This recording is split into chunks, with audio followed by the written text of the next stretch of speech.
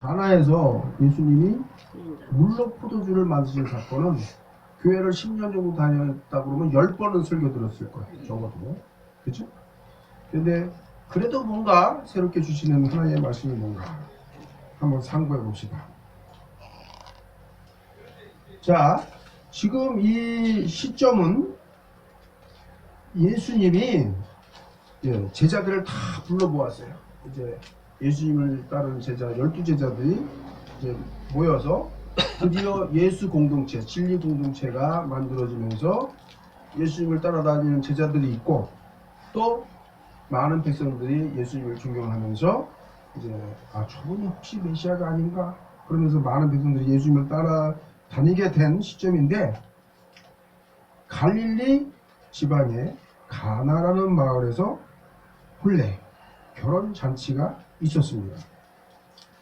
그런데 이 가나라는 동네에는 누가 거기에서 자랐냐면은 예수님의 제자 중에 누굴까요? 예수님의 제자 중에 누가 이 가나라는 동네에서 살았을까요? 나다나엘이 가나라는 동네에서 성장했습니다. 그래서 많은 그 신학자들은 이 혼인 잔치가 있었는데 나다나엘이 예수님과 그 마을 사람들하고 중간에서 역할하면서 마을 사람들이 예수님을 오기로 원합니다. 선생님, 우리 함께 갑시다. 이렇게 주선했을 것이다. 라고 이렇게 말하고 있습니다. 그래서 어쨌든 나다나엘이 성장한 가나라는 동네에서 결혼잔치가 있었는데 거기서 물로 포도주를 만든 이 사건은 현재 화면을 보세요. 현재 화면을 보면은 첫 표적이다. 제목이 그죠? 첫 표적. 근데 표적을 영어로 하면 뭐예요? 사인. 한번 따라합시다. 사인. 넷째 줄에 보면 기적은 영어로 뭐예요? 미러클. 우리 그 미국에 유학을 갔다 오신 우리 김창동 목사님 미러클 좀 발음 좀 해보세요. 미러클. 그러지 역시 달라. 한국인하고 달라. 미러클. 기적은 영어로 미러클이고요. 그 다음에 표적은 영어로 사인. 사인은 그 괄호 안에 표시된 대로 이정표. 이정표 알죠? 네. 도로에 많은 이정표가 있죠. 그죠? 뭐 서당역 가는 방향, 신림역 가는 방향 이정표가 있는 것처럼 이 사건은 어떤 이정표 역할을 한다. 사인 역할을 하는데 어떤 역할을 하냐? 예수께서 메시아, 그리스도임을 알리는 사인 역할을 하는 사건이다. 그리고 메시아 예수 그리스도는 참된 기쁨의 삶으로 인도하시는 우리 모두를 위한 구원자이다. 아멘. 의미하는 사건이 이 사건입니다. 그런데 혼인잔치에서 술이 없다면 잔치가 흥이 안 나죠. 근데 요즘에 한국에서는 뭐예요? 교회에서 결혼식 하면 술 줘요, 안 줘요? 절대 안 주죠. 그래서 세상 술에 쪄들어 있는 사람은 교회에서 결혼식 한다고 안 가! 술 안 주잖아! 그런 사람이 있어. 어쨌든 이제 이 혼인잔치가 있었는데 보통 그 셋째 날에 혼인잔치가 있어요.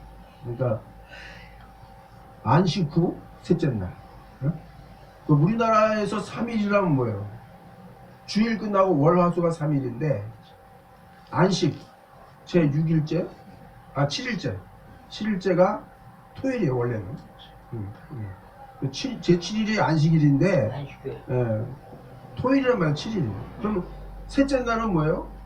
일, 월, 화가 화요일이 셋째 날이에요. 한국에서는 화요일이 셋째 날이고 이스라엘들은 월요일, 화요일 그런 말 안 쓰고 첫째 날, 둘째 날, 셋째 날 그래요. 월요일, 화요일 그런 말 잘 안 써요. 자, 그래서 주로 셋째 날에 이렇게 결혼식을 한다 그런 거고. 그래서 결혼식을 하는데 포도주를 잘 마시다가 잔치에서 포도주가 떨어졌다. 이거는 결혼 잔치 중에 위기가 발생했다는 거죠. 그죠? 아직은 많은 손님들은 몰라. 술이 떨어졌는지 안 떨어졌는지 마시고 뭐 놀다 보니까 모르는데 지금 혼주 입장에서는 어때? 큰일 난 거죠. 아 이거 포도주가 떨어져가지고 아 조금 있으면 손님들이 야 포도주 왜 안 갖고 와? 아니 뭐 하는 거야 이거? 어? 니네들 행복이 될 줄 알아? 저질 퍼부을 수도 있고 난리가 난단 말이야. 술이라는 이 포도주라는 것이 상당히 중요한 거야. 그래서 거기 넷째 줄에 보니까 영어가 있어. 영어. 우리 김창근 목사님 여기 화면 한번 읽어주세요. Without wine, there is no joy. 아 진짜 본토 발음이네. Without wine, there is no joy. 포도주가 없다면 거기에는 기쁨이 없다. 우리 한국에서도 마찬가지로 술이 있으면 흥을 돋궈주잖아. 그죠? 흥을 돋궈주고. 그래. 근데 여기서 이제 우리가 한번 생각할 필요 있어요. 요거 이제 이 화면을 설명하기 전에 이런 말도 있어요. 아저씨가 이제 바람이 나면은 애인하고는 포도주를 마시고 마누라하고는 소주를 마신다는 말이 있어요. 그거 알아요? 이게 무슨 뜻이야? 애인하고는 포도주 마시고 마누라하고는 소주 마신다. 그건 뭐냐면 애인한테 돈을 더 많이 쓴다는 얘기지. 미친놈이. 네, 그거는 뭐 성경 말씀하고 관계없지만 한국 사람들이 좀 그런 면이 있다는 얘기고요. 그러면 우리는 신실한 기독교인이라고 한다면 금주를 실천하는 것이 정상이죠. 사실 이제 한국의 목사는 절대 술을 먹으면 안 된다는 금기가 이제 있기 때문에 아마 100명 중 목사님들 100명 중에 아마 거의 한두 명 정도는 마실까? 거의 안 마실 거예요. 그렇죠? 대부분 술로 끝나면은 맥주 한 잔 정도 드세요. 예. 많은 분이. 그러니까 뭐 맥주나 막걸리 그냥 네. 음료수라고 할 수 있는 점도 있으니까 그렇게 생각할 수도 있어요. 음료수로 마셔. 근데 어쨌든 이제 뭐 장로다 그러면 술 안 마시는 게 정상이다. 뭐 집사 중에는 나이롱 집사가 많으니까 장로 정도 되면 술 안 마시는 게 정상인 것처럼 그렇게 그런데 그러면 이거는 우리가 어떻게 해석할 것이냐? 아니 교회에서는 목사는 절대 술 마시면 안 되고 장로도 안 되고 나이롱 집사는 좀 안 보이는 데서 마셔도 되고 이런 이제 현재 한국의 이 풍토 이 상황과 성경 말씀과 이게 뭔가 이렇게 위배 동떨어지는 게 아니냐 이렇게 생각할 수가 있어요.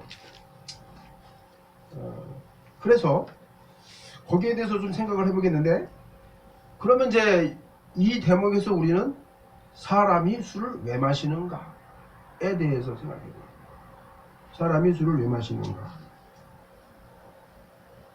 긍정적으로 말하면 자 현재 화면 보세요. 긍정적으로 말하면 회중을 기쁘게 하려. 그죠? 회중 여기 좌중 앉아있고 그 잔치에 참여한 모든 사람을 기쁘게 하려고 술을 마십니다. 성경의 몇 군데에 보면은 요한복음 10장 10절에 보면은 양으로 생명 기쁨을 얻게 하고 더 풍성히 얻게 하려고 예수님께서 이렇게 이제 말씀하신다 했는데 잠깐만 거기 좀 봅시다. 이거는 이제 술하고는 관계없는 내용일 수도 있는데 하나님도 마찬가지고 예수님도 마찬가지고 예수님이 이 땅에 오신 것은 양으로 뭇사람으로 하여금 기쁨을 얻게 하고 더 풍성하게 기쁘게 살게 하도록 도와주기 위해 오셨다. 그런 과정에서 예수님은 술을 권하시는 분이기도 하다. 그렇죠? 그러니까 가나의 혼인 잔치에서도 예수님도 마시고 그 손님들하고도 주거니 받거니 했다니. 그리고 또 잘 아시지만 또 뭐가 있어요? 최후의 만찬. 이것은 내 피니 받아 마셔라. 또 술을 권했단 말이에요, 예수님이. 이 부분에 대해서 우리가 어떻게 생각할 것이냐. 그래서 시편 104편 15절에 보면 사람의 마음을 기쁘게 하는 포도주라는 구절이 나와요. 포도주는 어떻게 한다? 사람의 마음을 기쁘게 한다. 사사기 9장 13절에는 하나님과 사람을 기쁘게 하는 내 포도주 이런 구절이 나와요. 그러니까 포도주가 하나님과 사람을 기쁘게 한다. 이 지점에서는 술이라는 것이 우리 인간 세상에 인간관계, 잔치라든지 뭐 여러 가지 분위기에 기쁨을 더해주는 좋은 드링크다는 거예요. 그런데 좋은 역할을 한다. 그런데 그런데 사람은 왜 술을 마시면 개망나니가 되느냐. 자 보세요. 여기 보세요. 사람은 왜 술을 마시면 1단계 양처럼 행동하고 2단계 원숭이처럼 행동하고 3단계 사자처럼 행동하고 4단계 돼지처럼 행동할까? 나는 제가 누구라고 이름을 밝히지 않겠는데 원숭이처럼 얘기 안 된다. 어떤 분은 술 취해가지고 길바닥에 누워있는 거를 순찰차에 태워가지고 제가 이렇게 공동체 있잖아요. 생활 공동체. 네. 그 중에 한 사람이에요. 내가 이름 안 밝힐게. 어. 경찰차가 태워가지고 오 목사님 이 사람이 여기 사는 사람 맞습니까? 완전 술이 떡이 된 사람을 데려온 적도 있어요. 그렇게 길거리에서 튀는 분은 그런 사람도 있죠. 네, 자, 그러니까 사람이 술을 마시면 약간 마실 때는 어떻게 행동해요? 양처럼 행동한다. 조금 취하면 원숭이처럼 행동한다. 그러면 양처럼 행동한다는 건 모름이에요. 창득이 형 옛날에 내가 형 욕했는데 미안해. 이해해줘. 야 임마 나 벌써 잊었어. 술이나 마시자. 어? 서로 화해하고 품어주고 사랑하고 양처럼 서로 이해한단 말이야. 그 단계에서는 술을 마시는 건 좋은 거죠. 그죠? 그 다음에 두 번째 단계에서는 사람이 술을 마시면 원숭이처럼 어떻게 해요? 노래 부르고 춤추고 개그 유머도 하고 아주 재밌는 그런 재밌는 축제 뭐 이런 개그맨처럼 행동도 하고 재롱도 피우고 그렇죠? 여기까지는 괜찮아. 여기까지는 2단계까지 여기까지 이 정도까지 술 마시는 자리에는 뭐 목사님이고 장로님이고 같이 있어도 저는 뭐 별 문제 없다고 생각해요. 저는 안 마시지만 물론 좀 마시지는 않는 게 더 좋아. 목사, 권사, 장로 정도는 안 마시는 게 좋지. 그렇지만 어쨌든 그런 자리에 왜 목사가 갔냐고 손가락질까지 할 필요 없다 이거야. 장로가 그런 자리에 왜 갔냐고 손가락까지 할 필요는 없는데 문제는 뭐냐면 술이 과해가지고 사자처럼 으르렁거리면서 욕을 하면서 주먹질하고 발길질하고 난장판을 만드니까. 그러니까 여러분 지혜로운 사람은 어때요? 그 정도 상황이 벌어질 것 같으면 빨리 도망 나와요. 피해 나와야 돼. 응? 지혜로운 사람. 거기에 계속 얽히고 설키고 그러다 보면 똑같은 사람들이. 그러다가 돼지처럼 행동한다는 거는 아주 술 마시고 오바이트 하면서 뒹구는 그런 사람의 행동이죠. 심지어는 술 취해가지고 뒹굴다가 오바이트를 했는데 한 2시간 자고 일어나서 이거 안주가 땅바닥에 왜 떨어졌지? 그 안주를 씹어먹는 사람이 있어요. 그게 돼지같이 행동하는 거예요. 근데 제가 이것을 힌트를 어디서 얻었는지 한번 들어보세요. 최초로 술을 만든 사람은 누굴까요? 세계 역사상 아브라함인가? 그 전에 누가 있지 않을까요? 아벨. 예. 인류 역사상 최초로 술을 마신 기록이 성경에 있잖아. 누구예요? 노아잖아. 노아잖아. 그러니까 이제 모든 사람은 다 죽었어. 누구만 남았어요? 노아와 그의 가족들만 남았어. 그 가족들이 열심히 이제 농사도 짓고 이렇게 건물도 짓고 문명을 발전시키고 그러면서 지구상에 새로운 인류가 터졌다. 그런 말씀인데 이제 노아의 가족이 생존하면서 농사를 지으면서 포도 농사를 지었단 말이에요. 그래서 노아가 포도를 이렇게 씨앗을 뿌리고 자라기를 기다리고 있는데 싹이 요만큼 나오더니 더 이상 안 자라. 그래가지고 이상하다. 분명히 포도 씨앗을 뿌렸는데 왜 이 싹만 나오고 이 포도가 안 자랄까 고민하고 있는데 마귀가 찾아왔어요. 노아야 거기다가 양을 잡아서 뿌리면 그 피를 뿌리면 잘 자랄 거야. 아 그래가지고 그럴까? 그래서 양을 잡아서 피를 뿌렸더니 이 포도가 쑥쑥쑥 그래서 가지가 이만큼 올라왔어.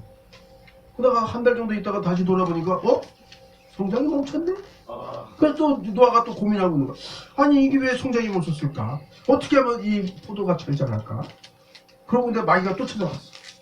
요번에는 원숭이를 잡아가지고 피를 거기다 뿌려라. 그러면 잘 자랄 것이다. 그래가지고 그래 원숭이 잡아가지고 피를 거기다 뿌렸더니 포도가 잘 자랐어. 그래서 어느 정도 이렇게 가지가 뻗더니 열매가 안 맺혀. 아 열매 맺힐 때가 됐는데 왜 이 포도가 왜 열매가 안 맺힐까? 어떻게 하면 열매를 맺힐 수 있을까? 그 다음에 또 마귀가 또 찾아왔어. 아 노아야 이번에는 사자를 잡아서 피를 뿌리면 포도가 잘 자랄 것이다. 사자를 잡아서 피를 뿌리니까 열매가 송골송골 맺혔어. 응? 근데 열매가 맺혔는데 또 멈추는 거야. 탱글탱글 해야 되는데 요만한 열매가 맺히고 성장이 멈췄어. 그래가지고 또 고민하니까 마귀가 또 찾아왔어. 이번에는 돼지를 잡아서 피를 뿌려라.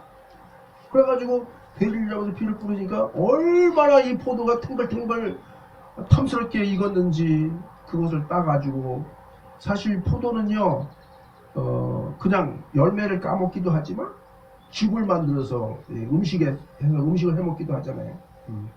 그러니까 포도 우리가 알고 있는 건 포도 알하고 포도 주만 생각하는 게 아니라 포도가 들어간 여러 가지 음식이 있었단 말이에요. 그러다가 이제 포도를 한쪽에 남은 포도를 그냥 보관하고 있었는데 이게 쑥쑥한 거야. 잘 몰랐는데 이상하다. 썩은 줄 알았더니 향기가 이상하네.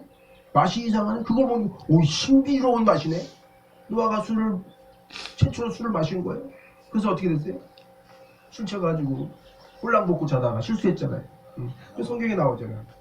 근데 저한테 항의하는 사람이 있을 거예요. 목사님 지금까지 한 얘기 성경에 없는데 무슨 어서 그걸 주워온 얘기예요. 나도 그 생각을 하고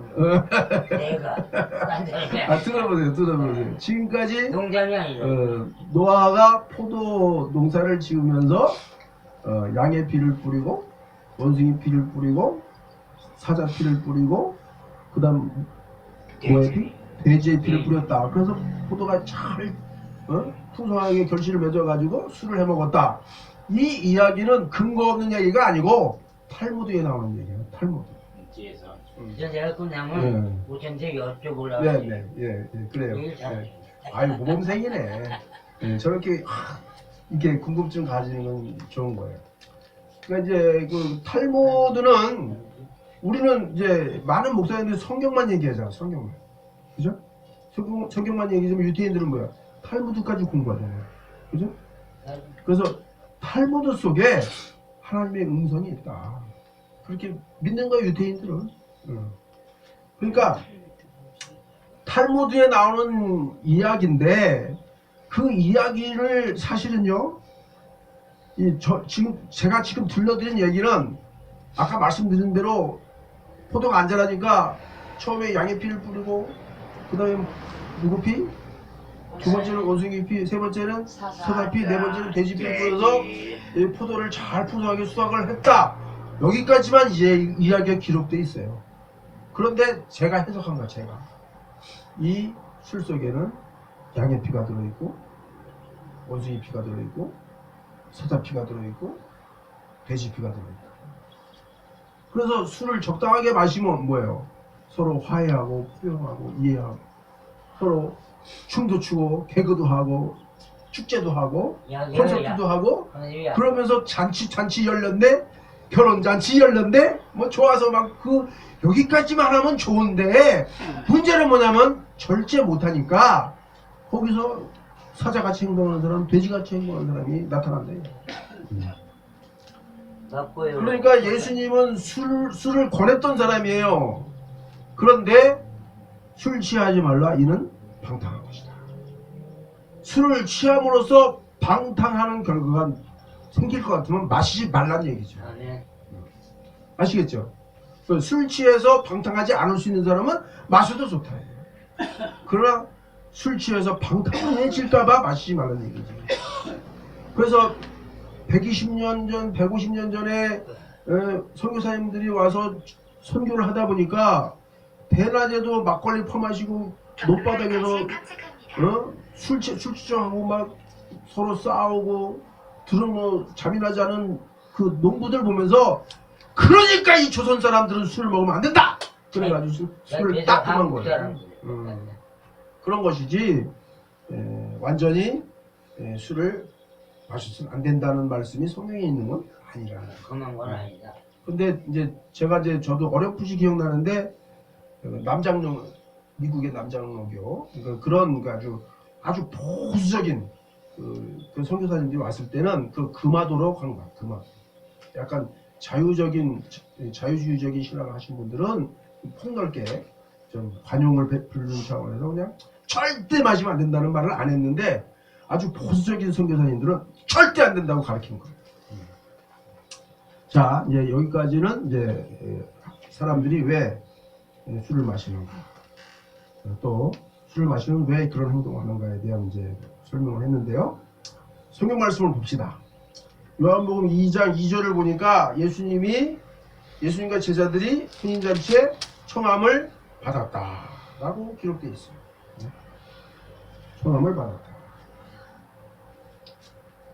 그래서 잔치잔치 열렸네, 마을잔치 열렸네, 잔치잔치 열렸네, 결혼잔치 열렸네. 여기 사람들에게 잔치를 막 벌이다가 아이고 큰일 났다 이거야. 술이 떨어졌다고. 술이 떨어져서 어떻게 하면 좋냐고 난리가 났어요. 대부분의 손님들은 모르고 있지만 혼주와 연회장은 난리가 난 거죠. 그때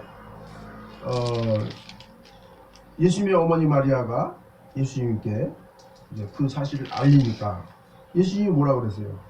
여자여, 나와 무슨 상관이 있나이까? 내 때가 아직 이르지 아니하였나이다.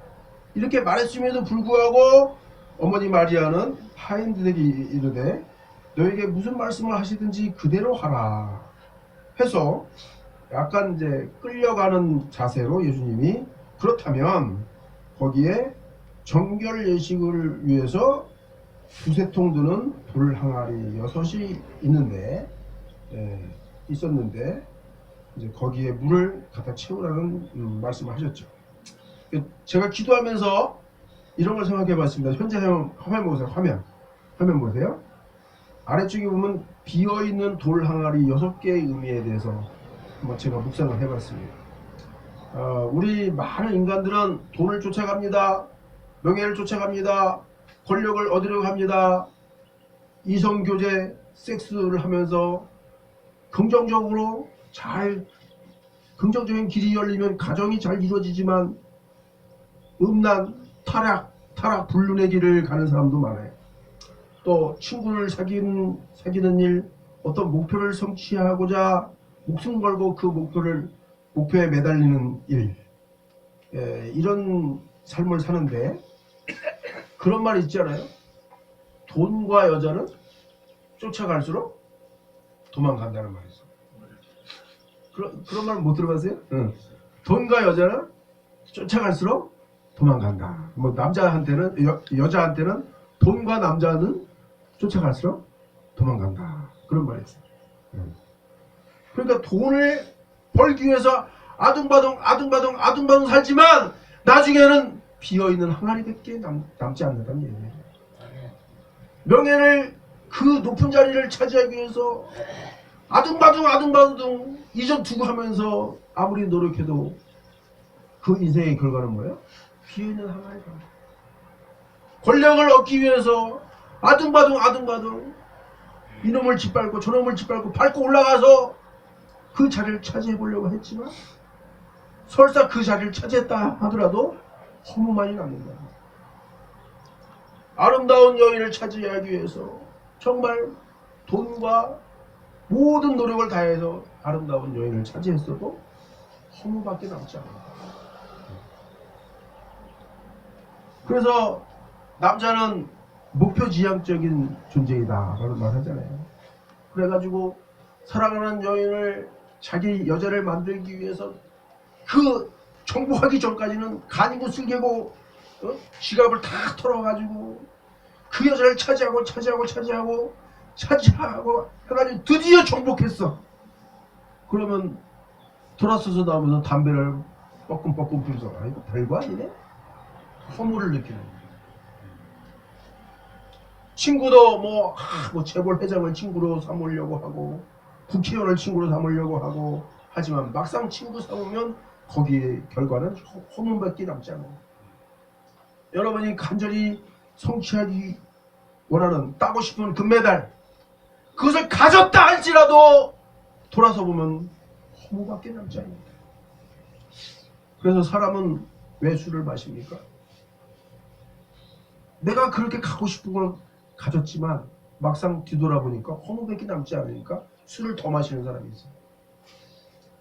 또 때로는 내가 갖고 싶은 거를 가지려고 하둥바둥 하다가 결국은 갖지 못하고 그냥 나뒹굴어지면서 아 나 더 이상 이거 안 되겠어 나는 안 되는 인간이야 그러면서 쓴자를 벌컥벌컥 마시는 사람도 수없이 많죠. 돈, 명예, 권력, 섹스, 친구, 목표, 금메달 이런 것을 쫓아다니다가 결국은 허무에 빠진 상태. 그게 여기 돌 항아리 6개의 의미라는 거예요. 근데 예수님은 어떤 분이에요? 예수님은 거기에 물을 퍼다가 부어라. 그러니까 예수님이 아니고 딴 사람이 부은 물은 그냥 보통 맹물인데 예수님이 거기에 물을 부어라 해서 물을 붓는 순간 그 물은 뭐예요? 생수예요. 생수. 할렐루야. 아멘. 예수님의 명령대로 그 물을 갖다 붓는 순간 붓기 전까지는 뭐예요? 맹물이야. 맹물에 불과한 거예요. 그런데 예수님이 그 물을 떠다가 부어라 하는 순간 그 빈 항아리에 들어가는 순간부터 그 물은 생수였고 그리고 그 물을 퍼 담았을 때는 뭐예요? 물이 아니라 포도주였다. 그런데 여기서 한 가지 이제 제가 화면에는 정리 안 해놨는데 굉장히 중요한 게 있어요. 뭐냐면 하인들이 물을 퍼다가 항아리에 물을 부었잖아요. 만약에 하인들이 아 나 힘들어 죽겠어 못해요. 그러면 기적이 일어났겠어? 안 일어날까요? 안 일어난단 말이에요. 예수께서 명령하면 하인들은 어떻게 해? 아멘 하고 순종해야 돼요. 여러분 예배가 은혜로운 예배가 되려면요 정말 하나님께 충성한다고 생각하는 사람은 1시간 전부터 와야 돼요. 그래서 목사님이 미처 못하는 거 내가 도와드릴 게 뭐가 있나 찾아서 해야 돼요. 아까 봤잖아요. 이 커튼을 딴 사람이 안 하니까 제가 했잖아요. 예배 시작하고 나서 예배 전에 커튼을 이렇게 해놨어야 되는데 미처 제가 생각 못했어. 그러면 아 목사님 저기 커튼 안 됐네요. 제가 할게요. 근데 해줘야지. 그런 사람이 좀 충성하는 사람, 순종하는 사람이 좀 늘어나도록 여러분 충성해 주기 바랍니다. 아멘. 가나에서 이 혼인잔치에서 맹물이 포도주로 변하는 과정에서 하인들의 순종이 없었으면 기적은 일어나지 않는 겁니다. 자, 그래서 어쨌든 이 세상에는 맹물로 살아가는 많은 사람들이 있는데 예수님을 통해서 쓰임 받으면 그 맹물이 생수로 변한다는 거예요. 할렐루야. 아멘. 여러분 예수님에 의해서 쓰임 받기를 축복합니다. 아멘. 여러분 모두가 쓰임 받을 수 있어요. 응? 쓰임 받기 위해서 이 자리에 모인 거 아닙니까? 아멘. 응? 그냥 오늘은 뭐 누구 만나서 돈 빌려주고 받아야 되는데 이렇게 온 사람 제발 좀 그러지 말아주세요. 물론 그런 일이 있을 수도 있어요. 예배 끝나고 조용히 그런 문제 잘 해결하시고 어쨌든 교회 올 때는 뭐예요? 내가 맹물처럼 살고 있는데 생수가 되고 포도주가 되게 하여 주시옵소서. 아멘. 기도하는 마음으로 예배당에 발을 들여놓으시기 바랍니다. 예수님은 여러분을 포도주로 사용하시려고 계획하고 계시는 거예요.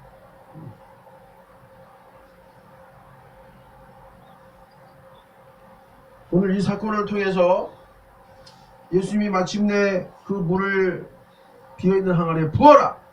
그리고 떠서 손님들에게 나눠주어라. 해서 그 예수님이 만드신 포도주가 많은 손님들을 기쁘게 해줬어요. 이 사건을 통해서 우리는 무엇을 배울 수 있냐면, 첫째, 예수님이 우리와 함께 계시면 문제와 위기가 해결된다. 아멘. 할렐루야. 아멘. 아멘. 예수님이 우리와 함께 계시면 문제와 위기가 해결된다는 거예요. 두 번째는 뭐냐면, 예수님을 만나면 맹물 같은 사람이 포도주와 같은 귀재로 변화된다. 아멘. 할렐루야. 아멘. 정말 여러분, 포도주와 같은 귀재로 인정받기를 바랍니다. 세 번째는, 예수님이 계신 곳에는 기쁨의 샘이 터져서 기쁨의 시냇물이 평화로운 강물이 됩니다. 아멘. 할렐루야. 술을 마시느냐 안 마시느냐에 대한 문제를 다시 한번 말씀드리면, 여러분, 술을 마시느냐 안 마시느냐 이거 가지고 자꾸 따지는 건 유치한 거예요. 이제 성숙한 사람은 뭐예요? 술을 마시면서 기쁨의 자리를 더욱 기쁘게 만들 수 있는 그런 역할을 하는 사람. 이왕 취할 뻔에는 예, 그 성령 예, 세를 받아서 예, 진짜 취한 사람. 예. 그래서 사도행전에 그런 말 나오잖아요. 성령에 취해서 방언도 하고 막 거기서 또 아멘. 초대교회 공동체가 이루어지는데 이 사람들이 세술에 취했나 보다. 세술에 취했다. 세술에 취했다. 여러분, 여러분이 포도주와 같은 인생을 살면서 여러분 모두가 성령의 세술에 취하고 아멘. 성령의 세술을 많은 사람들한테 나눠주는 그런 삶을 사시기를 아멘. 축복합니다. 아멘. 기도하겠습니다.